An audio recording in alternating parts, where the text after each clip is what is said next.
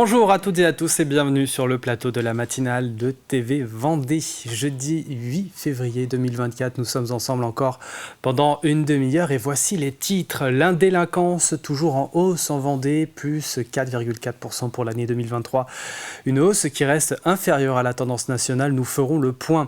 L'arrivée aussi de François Molins à l'Institut catholique de Vendée à La Roche-sur-Yon.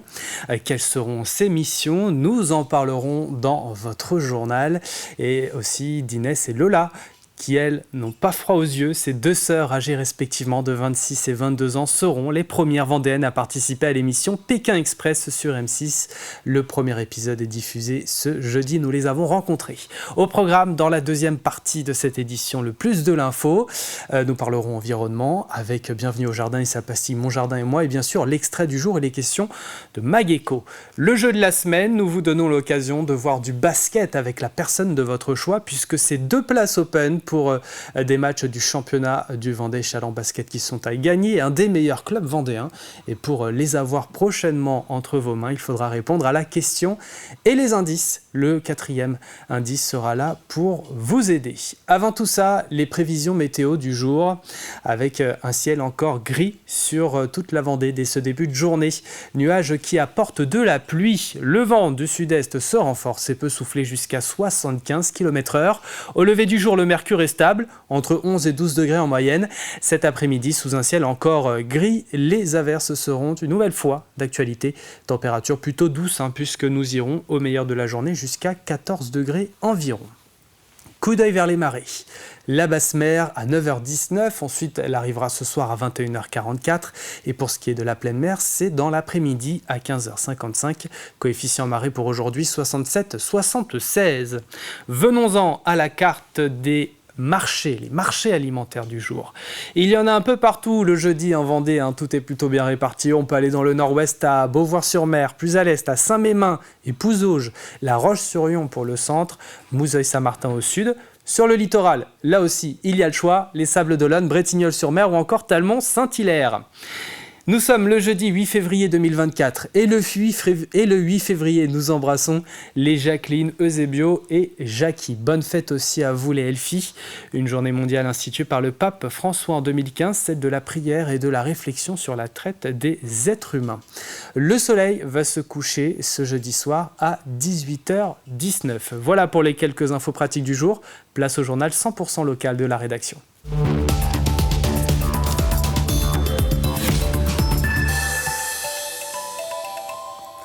Le bilan 2023 de la délinquance a été dressé par la préfecture de Vendée. Et ce qu'il est constaté, c'est que les indicateurs sont en hausse globalement. Nous suivons un peu la tendance nationale et il faut le préciser, en ralentissement par rapport à l'année précédente. La délinquance générale augmente en effet de 4% contre 13% en 2022. Il est vrai aussi que notre territoire est moins marqué par ces phénomènes que la moyenne du pays. L'indicateur qui augmente le plus fortement est celui des agressions chez nous. Les violences intrafamiliales continuent elles aussi leur progression. Détails sur les derniers chiffres avec Julie Morini. Parmi les chiffres à retenir, parlons de l'augmentation la plus forte. Elle concerne les atteintes volontaires à l'intégrité physique. Il y a eu 5253 faits en 2023. Cela représente une évolution de 11,8%. 40% de ces atteintes concernent des violences intrafamiliales, une augmentation de 13,22%, un chiffre alarmant qui s'explique en partie par la libération de la parole. Cette libération de la parole amène plus d'affaires et qui se soldent par des élucidations, avec une augmentation aussi des affaires poursuivables en la matière, ce qui nous permet d'apporter ensuite des réponses au plus près des situations. Dans la filière de l'urgence, comparution immédiate, convocation par procès verbal avec un contrôle judiciaire et dans tous les dispositifs de protection dont on a pu parler, les ordonnances de protection, les téléphones grave danger ou les bracelets anti-rapprochement. Autre chiffre noir, la délinquance sur les routes. En Vendée, il y a eu 57 tués sur les routes l'année passée. C'est 11,76% de plus qu'en 2022. Et l'année 2024 commence mal. Rien qu'en janvier, 8 personnes ont déjà trouvé la mort sur les routes. Le préfet a donc décidé de mobiliser les forces du département pour comprendre ce fléau et faire de la prévention. Alors on va travailler dans tous les domaines, donc je vais mobiliser l'ensemble des acteurs la semaine prochaine, donc les auto-écoles, nos inspecteurs de sécurité routière, les collectivités locales, même si la voirie ici est très très correcte, peut-être d'ailleurs c'est parce il y a trop de routes en bon état et qu'elles peuvent inciter à la vitesse. On va travailler avec, je vous dis, le milieu médical, on va travailler avec les associations, les milieux vélos, les cyclistes, les motos. On va soutenir des actions que certains clubs de motos nous ont proposées. Donc ça va être une action tous azimuts. Le trafic de stupéfiants, lui, est en hausse de 16,41%. Des conséquences multiples peuvent en découler, des accidents, des vols ou encore des violences. Ce fléau, qui fait partie des priorités ministérielles, est une réalité sur le terrain. Pour nous, concrètement, sur l'année 2023, ce sont 13 gros trafics de stupéfiants que nous avons démantelés sur l'ensemble du département de la Vendée. Enfin, je parle pour la zone gendarmerie, donc hors La Roche et les Sables-d'Olonne, ce qui est un chiffre qui n'est pas neutre, et de même que les usages de stupéfiants ont été encore plus réprimés, puisqu'on en est à plus de 750 sur l'année, ce qui est une hausse de plus de 200 par rapport à l'année 2022. Pour lutter contre le trafic de stupéfiants, des opérations place nette vont avoir lieu sur le département très prochainement. Des renforts nationaux seront envoyés sur une zone bien définie pour effectuer des contrôles pendant plusieurs jours. Une personnalité de renom rejoint l'Institut catholique de Vendée. François Molins, l'ancien procureur général de la Cour de cassation, a rejoint l'équipe de l'ICES à La Roche-sur-Yon. Sa mission, diriger une chaire d'enseignement et de recherche axée sur l'indépendance stratégique de la France, ouverte à la rentrée de septembre. Une chaire, c'est une initiative d'enseignement et de recherche qui décide de fédérer des énergies autour d'un sujet qui va être un sujet d'intérêt partagé. Dans notre cas, dans le cas de l'ICES, cette chaire va être consacrée à l'indépendance stratégique de la France, et cette chaire va avoir une figure emblématique qui est le procureur général François Molins, ancien procureur général près la Cour de cassation. François Molins a marqué le monde de la justice en France grâce à sa carrière. Il a été procureur de Paris durant des affaires médiatisées telles que Big Malion et Cahuzac, ainsi que pendant les attentats tragiques du 13 novembre 2015. Il souhaite transmettre son expérience, servir et être utile.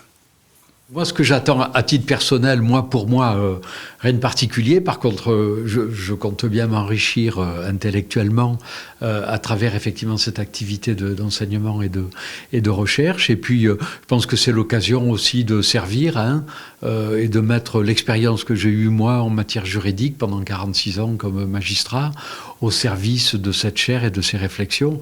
Si je peux autrement servir et être utile, j'en serai très heureux. François Molins sera à La Roche-sur-Yon quelques jours par mois. Après une première édition réussie l'année dernière, le Salon de l'emploi et du saisonnier de Fontenay-le-Comte revient. Il va avoir lieu vendredi prochain, le 16, organisé par la ville et Vendée Grand Sud. Il y aura 60 stands, seront présentes notamment des entreprises du bassin, mais aussi des partenaires de l'emploi et de la formation, des espaces tels que recrutement sans CV, animé par France Travail, découverte métier par la mission locale ou encore un temps d'échange sur comment recruter autrement en 2024. C'est une opération séduction, c'est une opération promotion, c'est aussi via des stands assez innovants de proposer et de montrer aux entreprises et aux demandeurs d'emploi de nouvelles méthodes de recrutement, essayer de faire différemment, sortir du CV. On va avoir un stand autour de ce qu'on appelle méthode de recrutement par simulation qui va être des tests sur les habiletés, c'est-à-dire qu'on n'est plus du tout basé sur les CV, on fait des exercices et là on va chercher l'habileté qui sera la plus utile pour l'emploi qu'on pourrait occuper. Donc ça peut permettre à certains de se reconvertir et ça va permettre aussi aux entreprises d'aller rechercher des candidats différemment. Sur le bassin de Fontenay, il y a environ 5500 demandeurs d'emploi. Le rendez-vous est donc donné ce vendredi 16 février de midi à 19h. D'ailleurs, le numéro de l'Hebdo Éco présenté par Caroline Tronche y sera tourné à l'espace Cassin. C'est un poisson en forte diminution depuis plusieurs années. Une conférence aura lieu jeudi prochain afin de comprendre tous les enjeux autour de l'anguille. Depuis mars 2023, un arrêté ministériel interdit sa pêche dans le domaine maritime. L'interassociation Nombre de 7 organiseront donc une conférence débat sur ce poisson emblématique avec un spécialiste, Daniel Rabillet, le président de l'ADEV.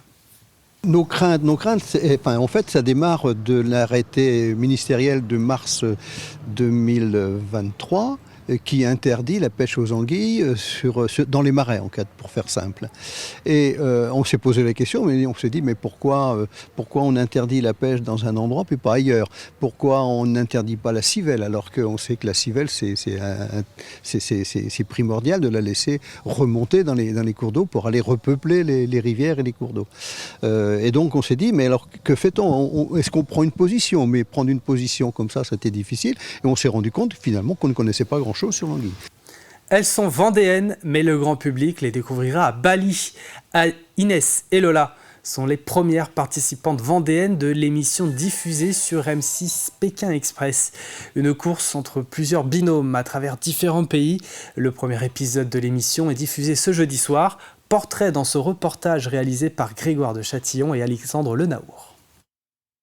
À 26 et 22 ans, Inès et Lola font partie des 8 binômes de cette nouvelle saison de Pékin Express, un aboutissement pour les 2 sœurs qui suivent le programme depuis ses tout débuts. On regarde depuis vraiment qu'on est toute petite. On regarde depuis la saison 2. Donc ça date, t'avais 8 ans je crois. C'était notre rendez-vous familial. On a toujours dit que quand on serait grande, on participerait à Pékin Express. Bon, on le disait mais vraiment en rigolant quoi. Jamais on aurait cru qu'on allait le faire. Bien qu'à 700 km l'une de l'autre, Inès travaillant dans une chaîne hôtelière à La Roche-sur-Yon et Lola étudiante en droit sur Toulon, le duo passe les différentes étapes du casting et début juillet, la nouvelle tombe. En fait, on reçoit un appel de la directrice de casting début juillet pour nous dire qu'on partait. On part fin août et on est début juillet, donc dans un mois et demi, on prend l'avion. Toutes les deux nées au Vietnam et adoptées dans la même famille, à Némy, mais à 4 en intervalle, Inès et Lola ne savent pas encore que leur pays d'origine est la destination finale de cette saison de Pékin Express. On connaissait pas du tout où on allait. Oui, on pensait partir en Afrique. On avait juste une liste indicative des vêtements à emmener. On a du sport, certes, parce qu'il faut porter le sac à dos toute la journée, courir avec. Moi, c'est ce qui a été le plus dur, franchement, je pense. Après, il faut savoir quand même se débrouiller en anglais ou en espagnol, plus ou moins, où l'aventure se déroule. Le mental, et après, il y a aussi quand même un facteur chance. Sur l'autostop. Sur l'autostop, on est sur un facteur chance qui est énorme. Objectif, rallier le pays du dragon, mais avant cela, l'aventure commence en Indonésie. On arrive à Bali, on avait les yeux bandés. Donc en fait, on savait pas encore qu'on était à Bali finalement. On est excité, mais on est à la fois aussi stressé. Puis on est fatigué, on sort de l'avion, on a les pieds gonflés. Une fois que Stéphane nous dit c'est parti, finalement tout ce stress s'envole. Et ça se transforme en adrénaline. Et l'aventure commence quoi. C'est ça, on y est quoi. Et pour suivre les premiers pas d'Inès et Lola, l'aventure commence dès ce jeudi soir sur M6. Et puis nous terminons ce JT en prenant la direction de Saint-Jean-de-Mont. 430 auditeurs ont participé au premier semestre de l'université permanente. Grâce à ces bons résultats, ils se développent et proposeront encore plus de conférences sur cette année 2024. L'université permanente a pour vocation, par ses actions éducatives, notamment de contribuer à la diffusion et au rayonnement de la culture. Elle permet sans aucune condition d'acquérir ou d'entretenir ses connaissances, de favoriser l'intégration de tous dans la vie culturelle et sociale et de faciliter les échanges et les liens entre les générations. L'objectif, c'est d'amener la culture. C'était ça l'idée de Nantes, des créations d'universités permanentes sur la Loire-Atlantique et la Vendée. C'était d'amener la culture sur les territoires. Que la culture ne soit pas uniquement cantonnée aux capitales régionales. Et voilà. Donc ça a été la création de ces universités et pour permettre à la culture, aux gens qui sont curieux, d'avoir accès à des éléments leur permettant de posséder mieux tel ou tel sujet, pouvoir réfléchir mieux. Et tous ensemble, sans distinction de formation. Le terme université permanente de Nantes permet d'avoir des conférenciers de valeur qui travaillent à l'université. Et voilà pour l'essentiel de l'actualité en Vendée. Les prévisions météo détaillées de ce jour, de ce 8 février, avec des nuages épais qui dominent encore sur quasiment toute la Vendée dès ce début de journée. Nuages qui apportent de la pluie. Le vent du sud-est se renforce et peut souffler jusqu'à 75 km/h. Au lever du jour, le mercure est stable. 11 degrés à l'est, comme à Chantonnay, les Herbiers, Pouzauges et du côté de Saint-Mémin. 11 également à Fontenay-le-Comte et dans les rues de la Roche-sur-Yon. 12 près du littoral, à Chaland, Noirmoutier, les Sables-d'Olonne et la Tranche-sur-Mer. Cet après-midi, sous un ciel encore gris, les averses seront une nouvelle fois d'actualité. Température plutôt douce, puisque nous irons au meilleur de la journée jusqu'à 14 degrés environ. Demain, le temps prévoit d'être assez instable. Éclaircies, passages nuageux et averses seront au programme avec des températures presque dignes d'un début de printemps. Mais nous y reviendrons bien entendu. Nous entrons dans la deuxième partie de cette édition. À suivre dans quelques instants. Bienvenue au jardin avec sa pastille Mon jardin et moi. L'extrait de ce jeudi, c'est Mageco. Aujourd'hui, nous nous intéressons à une entreprise basée du côté des Langues-Génusson. Et puis, comme à chaque fin de demi-heure, le jeu. Mais avant tout ça, place au plus de l'info.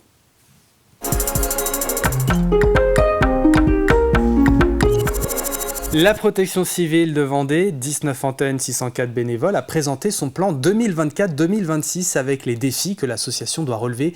Toujours en recherche de bénévoles, elle doit aujourd'hui diversifier ses sources de revenus et continuer d'investir dans du matériel indispensable à son activité.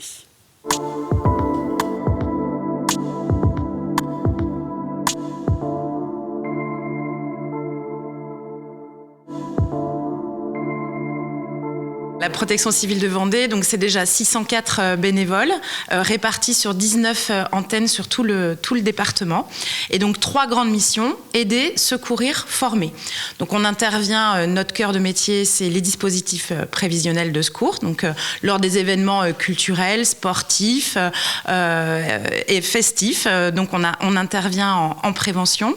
On a aussi tout le volet aider avec le soutien à la population, donc dans des missions très variées lors des crises sanitaires, climatiques, et puis le volet formation pour sensibiliser, prévenir et former aux gestes de secours.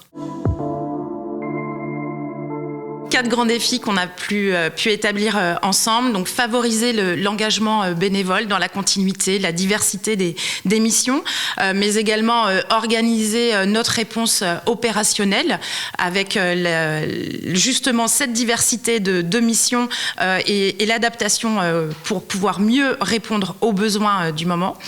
Comment aussi pérenniser notre modèle économique parce qu'on a une évolution et on doit s'adapter par rapport aux acquisitions de matériel qu'on doit faire. Et puis, continuer cette formation avec le continuum des gestes qui sauvent. Nos missions sont très, très variées. Donc, effectivement, quand il y a un dispositif prévisionnel de secours, ce qu'on ne voit pas, c'est tout le travail en amont, le travail logistique, préparer le matériel. Les missions sont extrêmement variées. Et donc, chez nous, on ne fait pas que du secours. On peut faire aussi des missions sociales, participer au bon fonctionnement de l'association avec on appelle ça le bénévolat de compétences et qui peut être extrêmement varié. Je vais vous parler de la mécanique auto, à la communication, à la trésorerie et du logisticien sur nos dispositifs. On a des besoins de bénévoles. Toute bonne volonté, qu'elle soit en secours ou autre, sont les bienvenus à la protection civile. On a une section cadet qu'on expérimente jusqu'à 16 ans. Et à partir de 16 ans, on peut passer son premier secours en équipe. La protection civile de Vendée, aujourd'hui, c'est pas ce qu'elle était il y a 60 ans. Le modèle économique est complètement différent. L'association est d'une ampleur importante et demande aussi de l'assistance technique salariée. On a besoin de matériel, on a des gros enjeux aussi de renouvellement de flotte de véhicules pour pouvoir continuer nos missions. Donc pour le coup, on doit repenser et pérenniser notre modèle économique.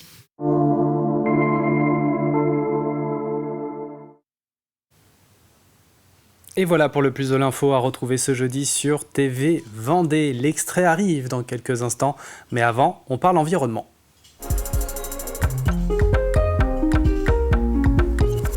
Direction le château d'Olonne et plus précisément le site du Fenestro, un haut lieu patrimonial. Nous partons à la rencontre d'Alain Martineau, paysagiste et amoureux de l'arbre, suivi de Mon jardin et moi. Comment on gère, on entretient cette forêt? On la regarde faire? C'est presque ça en fait. Moi je trouve que c'est beau de regarder la forêt faire. Après, est-ce qu'il faut juste veiller quand on a des arbres? Si on a, comme on est ici, dans un endroit très naturel, alors si on a des arbres avec des branches mortes, c'est juste une question de sécurité. On coupe pas l'arbre. Mais on coupe pas l'arbre, voilà. Parce qu'en fait, il va, lui, derrière ça, générer une biodiversité très importante. Voilà, pour sa décomposition. Donc en fait, il faut laisser l'arbre, et puis quand on est dans le milieu de la forêt où personne ne va, on laisse comme ça, puis on laisse faire la nature, voilà.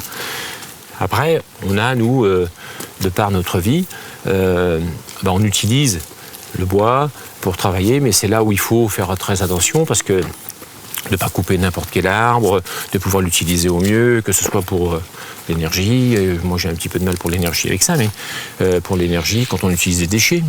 Et puis le reste, pour faire de la construction, voilà.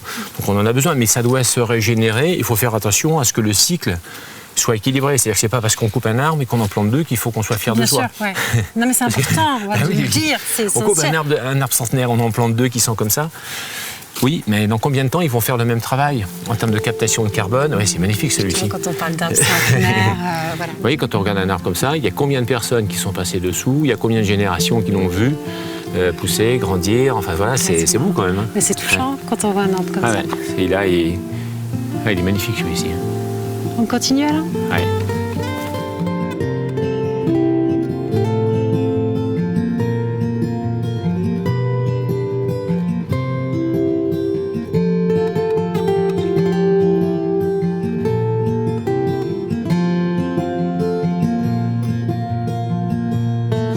Continuer avec Alain, je vous propose de retrouver notre apprenti du jardin.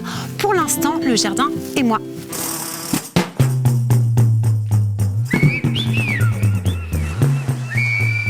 Aujourd'hui, je vais vous apprendre à apporter de la fraîcheur dans votre jardin. Depuis quelques années, nous sommes fortement impactés par des périodes de forte chaleur ou de canicule, et il fait de plus en plus chaud dans nos jardins. Pour contrer cela, nous pouvons apporter de l'ombre artificielle, comme des tonnelles ou des parasols. Mais le meilleur ami pour apporter de l'ombre à votre jardin reste le végétal. Pour cela, vous pouvez installer une pergola en bois, car le bois est un matériau qui ne chauffe pas, avec un toit ajouré pour y mettre des plantes grimpantes, comme des passiflores, des jasmins étoilés ou encore de la vigne vierge, qui apportera de la fraîcheur, de l'odeur et de la couleur à votre jardin. Vous pouvez aussi planter des arbres de auger pour profiter de l'ombre de son feuillage. Et voilà pour ce Bienvenue au Jardin. Sachez qu'un nouvel épisode est à retrouver samedi. Il est à présent temps de passer à l'extrait du jour avec le Mag-Éco.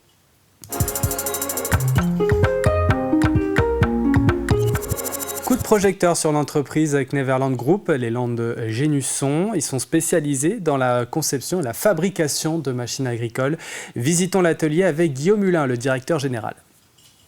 Alors explique-nous, on démarre par quoi ici? On est dans quelle partie? Donc là, on est dans la partie outillage. Okay. Donc c'est ici qu'on va industrialiser les machines qui ont été conçues au bureau d'études. D'accord. Donc en fait, on a des ingénieurs qui conçoivent des outils. Alors ce qu'on appelle les outils, ce sont nos gabarits de pointage, des racks de stockage, etc., qui vont permettre de fabriquer les pièces en série. Donc c'est-à-dire que nos gabarits, il faut qu'ils soient hyper précis pour qu'ils restent stables dans le temps, après 1000 pièces, 2000 pièces, 3000 pièces. Mmh. Donc on essaye de faire des outils le plus précis possible, mais tout en faisant en sorte de réduire nos coûts de production. C'est-à-dire qu'il faut que les outils, la mise en place des pièces dans l'outil soit la plus rapide possible. Si vous voulez voir la conception d'un produit, donc d'un outil, donc il est d'abord dessiné en 3D. Comme on voit là-bas sur l'écran. Donc l'outilleur ici est en train de consulter la forme de cet outil. De l'outil final. Et il est en train de le reproduire en réel. Donc ce qui est en 3D ici est reproduit ici en réel dans ce gabarit. Donc la difficulté ici, c'est de faire en sorte que toutes les dimensions soient nickel. Et sur des longueurs aussi importantes. Oui, je comprends. Sachant que lorsqu'on va souder, on va déformer les pièces. Donc oui, il faut en tenir compte en amont les déformations. Alors du coup, ces salariés-là, ils ont appris sur place la lecture des plans, la conception, la fabrication. Donc on les forme bien souvent en interne. Ce sont d'anciens soudeurs déjà techniquement plutôt aguerris, voilà. Donc là, on arrive sur la partie soudure. Exactement. Donc on a dans l'atelier soudure une partie robotisée. D'accord. Et une partie manuelle. Encore manuelle. Donc voilà, on a 3 robots de soudure.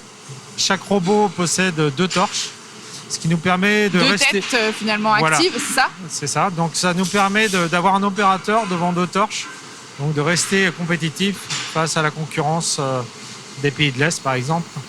Un nouveau numéro à retrouver dans son intégralité aujourd'hui sur TV Vendée. Allez, sans plus attendre, il est temps de passer au jeu.